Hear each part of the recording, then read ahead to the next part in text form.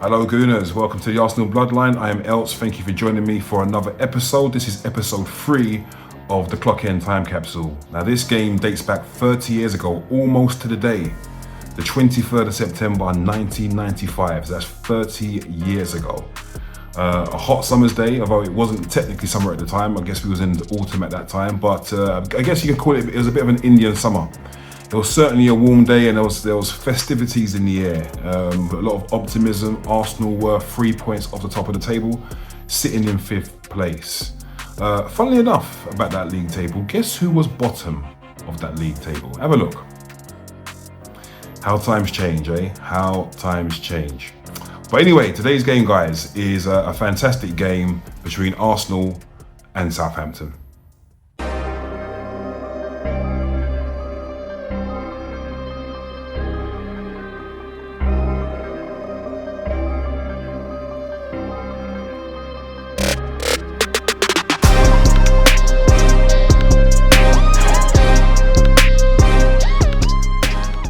So yeah, we were having a little bit of an Indian summer.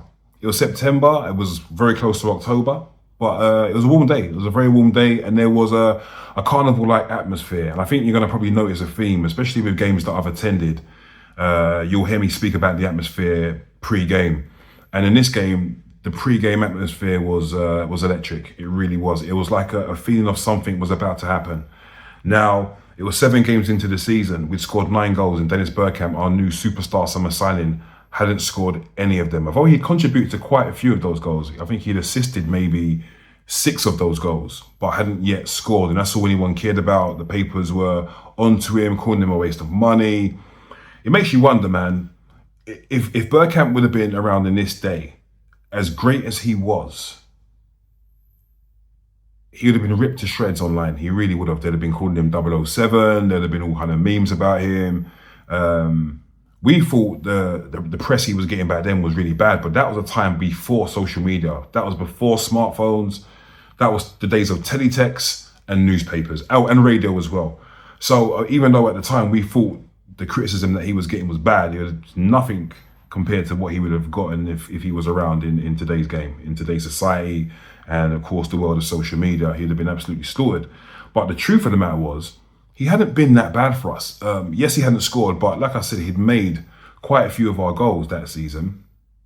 And he wasn't doing too bad. He just hadn't scored yet. There was a feeling in the air as if something was about to happen, and everything seemed to center around Dennis on that day. But yeah, let's get into the game. Yeah, the starting lineup was a familiar one and a beautiful looking starting lineup. The most famous back 5 in Premiership history is David Seaman, Lee Dixon, Steve Bold, Big Tony Adams, Nigel Winterburn. And then we even had Martin Keown as well as the anchor just in front of him with Ray Parler, Paul Merson, Glenn Helder, Dennis Bergkamp and Ian Wright. The game started to and fro, and they had moments and we had moments. Merson dragging his shot wide. Was one of the shots that we had. Glenn Helder had a shot which again trickled just wide. Dennis had a shot, again he dragged it just wide. Ian Wright had a shot and didn't even hit the target. In fact, he ballooned it way over the bar. This was all at our end as well. This was all at the clock end. No one appeared to have their shooting boots on. Southampton themselves also had a couple of moments, couple of opportunities. Gordon Watson, for those that can remember him, he had a big chance but shot straight at Dave Seaman. But then there was a big moment. It was a big moment midway through that first half when Glenn Helder picks up the ball and drives at his defender, goes past his defender. This is on the left-hand side, floats in the wonderful ball. And Dennis Bergkamp strikes home his first goal for Arsenal with an absolute sumptuous volley into the far corner. Me and my bro had the perfect view of that goal. Literally, our seat was just above the goal in the clock end. Couldn't have wished for a better seat. And the scene's magical. Honestly, priceless. It was raptures and chaos in that stand. So much so, I ended up getting bowled over my seat. I had my legs in the air, my face was like that. But I didn't care, I was celebrating. I was celebrating upside down. I didn't care, that's how happy I was. And I just remember my brother just pulling me up and I was oh. Amazing scenes. He'd finally done it. He'd broken his duck. Dennis was off the mark. And the noise at Highbury, famed for being one of the more quieter grounds in England at that time. They call it the Highbury Library, where it was anything but a library in that moment. And it was 1-0 to the Arsenal. Dennis was finally off the mark. to finally shut the haters up. Not long after that, we were 2-0 up, courtesy of Big Tony Adams. Now, back then in the 90s, this was definitely very much a George Graham routine. We'd take a corner, typically taken by Paul Merce, and it'd be flicked on at the near post by Stevie Bold, and then Tony Adams or whoever would get the second header and nod in. And that's exactly what we did. It was absolutely carried out to an absolute perfection. Merce took the corner from the left-hand side, in-swinger. Stevie Bold flicks it on, and there's Tony Adams to bundle it in just underneath the bar to put us 2-0 ahead. We was well in the ascendancy at this moment in time. The game could have changed, and looking back at the game, there's moments that you look at and you think, wow, if that happens in today's game, it's such a different scenario, because there's a moment where Glenn Moncal for Southampton, strong defender at the back, he kind of bundles into Raya, and it looked very accidental. But Righty being Righty took exception to it, and he's kind of kicked out at him. And the referee's seen it as well. But back then, things like that used to happen. The referees would look at it and be like, okay, get on with it, boys. And I kind of missed that. This is why I missed the 90s so much, because Righty's kicked at him and the referee's just gone, Ian, pack it in, son. Whereas now, that'd have been a straight red, no doubt about it. Straight red and probably a 4-match ban, let alone a 3-game ban. But yeah, that was a flashpoint that happened midway, or not long after Bergkamp scored the first goal. And then that happened just before Adams doubled the lead. Anyway, Southampton got up the other end, they win a free kick. It's a perfect opportunity for Matt Le Tissier. Matt Le Tissier at the time, one of the best players in the Premier League by far, honestly, up there with the elites. A brilliant sort of attacking midfielder, stroke striker, sort of like a number 10 basically, like a Dennis Bergkamp, but for Southampton. Magical football player. And Southampton have won a free kick just outside our area at the North Bank end. So we're thinking, damn, this is dangerous. He's taken the free kick. It looks like he's mishit it, because he's hit it kind of harmlessly, but who is it now? Graham Watson gets his head on it. So let's just say shot. There's no doubt about it. He's gone for the shot. It's a weak shot, but it's still powerful enough to catch anyone off guard. But Gordon Watson's got his wits about him, and he's managed to divert the ball back, flick on with a header, and he's wrong-footed Big Dave Seaman, and they got back into the game. It's now 2-1 to the Arsenal. Southampton back in it. Southampton get a corner. This is literally about a minute before half-time. Matt Le Tissier, surprise, takes the set piece, puts in a great ball. Glenn Moncal, the guy who Ian Wright had just kicked out at, gets his head to it, and the ball lofts in over David Seaman, hits the post and goes in for 2-2. Everyone's like, how the hell has Southampton managed to level a game where we were kind of dominating them? They had a few chances, but we were completely in the ascendancy. Thought was going to sort of go on to, put lambs to the slaughter, but we've gone in at 2-2, and Glenn Moncal's had a smile little wink at Ian Wright, and as he sort of payback in that moment. But yeah, 2-2, got in at half-time, 2-2, and all to play for the second half. Into the second half now, so we're facing the North Bank, and Wright, who's had quite a few chances in this game, and it's funny because watching the highlights back, because I did have to watch the highlights back, because there was no way I was going to remember everything from 30 years ago. So I watched the highlights back, and watching it, Wright, he missed a lot of chances, and I never really remembered him missing anywhere near as much chances as he did in this game. But he missed a lot of chances. There was another chance that he had where he was through, the ball sort of got put over to him. I think someone's got a flick on, and he's in. And he sort of hits it but he hits it without too much ferocity.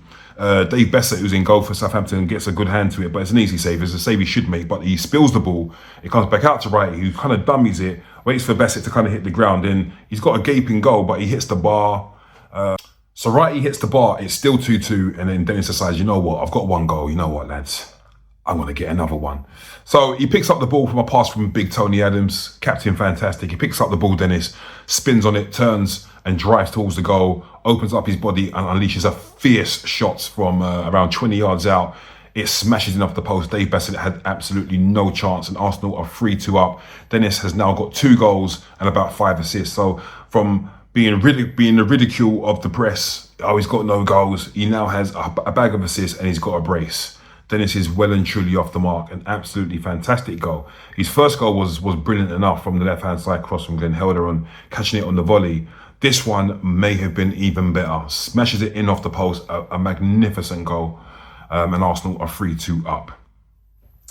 About 5 minutes later, the ball breaks to Ian Wright. I believe it might have been Glenn Helder that fed him. I can't quite remember who gave the ball to Wright. I think it was Glenn Helder. this was a weird goal. And I remember thinking this at the time, watching it live and thinking, right, what are you doing? Because he's literally twisted. I'm going to put the goal up on the screen here. He's twisted once, he twists back again, he then twists again, comes back again and twists again, then shoots past Dave Besson and eventually makes it 4-2. Only Righty, man. Only Righty could score a goal like that. Brilliant. That finally puts paid to any hope that Southampton had of getting anything from the game. And we eventually go on to win the game 4-2. A magical, magical day at Highbury. Brilliant. The sun's shining. The 3 points. I think that victory probably put us up to second in the league. So it was a fantastic day for the Arsenal. But memorable, really, for the brace of Dennis Bergkamp. To finally get the media off his back, to finally get the monkey off his back, and then become the player that we all expected him to be anyway, which is, honestly, I mean, you know, the statue outside the stadium just tells you everything you need to know about Dennis Bergkamp and the player that he became for Arsenal. And I must say, it was an absolute privilege to be there when he got off the mark, and to be able to say as an Arsenal fan, I was there when Dennis Bergkamp scored his first 2 goals for Arsenal. And also I was there when Righty scored yet another fantastic goal, saw Righty score many, many goals, and it was just a beautiful, beautiful day. At the time, Bruce Rioch was the Arsenal manager. George Graham had left under a cloud of controversy. And we had a new Scotsman in Bruce Rioch. He didn't last too long. He tried to take on the king, Ian Wright, and he lost. But it was a beautiful day. And in that particular moment in time, everyone was happy with Bruce Rioch. People were singing Bruce Rioch's name. And the festivities of what we saw before the game continued into after the game, and everybody went home happy. But yeah, that's a game that will forever live long in the memory. A fantastic Indian summer's day in September, with Arsenal 3 points off the top and our new superstar signing finally getting off the mark to contribute to what was a fantastic victory and a very memorable game. Also, just a quick side note as well, another thing that I loved about that game, which has nothing to do with the Arsenal, but I got to see one of my favourite players perform live, and that was Matt Le Tissier. Matt Le Tissier was an unreal footballer. Honestly, when I compared him to Bergkamp, a lot of people might say, you what? But honestly, that is not an outrageous comparison. Like, Matt Le Tissier was that good. He really, really was that good. And he played his part in Southampton's goals as well. We got 2 assists. So, yeah, he was a magical player, but it was Dennis's day. And yeah, a privilege to say that I was there to witness that as a 13-year-old in the Clockend. Yeah, truly amazing. But yeah, guys, that's episode 3 of the Clockend Time capsule from the Clockend. And yeah, hope you enjoyed that. Let me know your comments if you remember that game. And yeah, man, stay around for the next one. It'll be coming very, very soon. But yeah, thanks for tuning in. Thanks for joining me down memory lane. And yeah, do not forget to subscribe, share, and like. Be much appreciated, guys. Thank you very much. It's Elts for Arsenal Bloodline, and I'm out. Peace.